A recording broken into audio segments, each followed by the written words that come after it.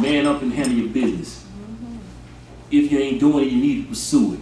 Any grown man in the building, put the deuces up if you're already doing it. I bear witness to this. Burning birth man doesn't make you a man, and the image of a man is more than just being male. So profound, like the definition of faith, believing in the unseen, trusting in a God I can't see but only feel in the fibers of my soul, a divine eruption that occurs from my feet to the crown of my dome. You see, real men, we hum ourselves and pray. And warriors, we don't run from the fight. We arm ourselves with the full armor and run to the front line and fight of an honorable death. No guts, no glory. No tribulation, no story. And the desires of displaying of a ray of greatness doesn't happen overnight like the healing of a broken spirit. It takes time, but fear not. Death will come. And pain and suffering is a tax to this life that we live with peak gain. You see, the spirit of a warrior doesn't die, it multiplies. Carrying the strength of a wind that blows in and out of season without any justification.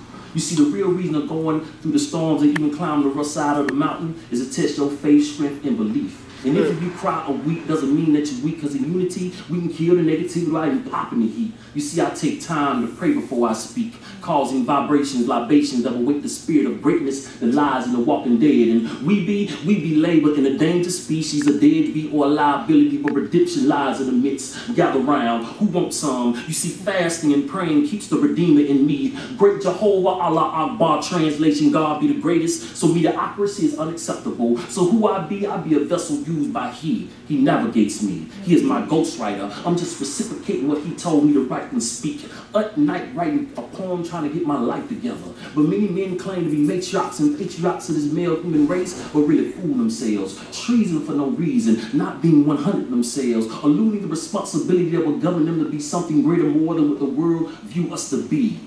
You see, time waits for no man, and I bear witness to this. You see, being birthed man doesn't make you a man. And the image of a man is more than just being male, so profound like the definition of faith, believing in the unseen, trusting in a God I can't see but only feel in the fibers of my soul, a divine eruption that occurs from my feet to the crown of my dome. Y'all stay up.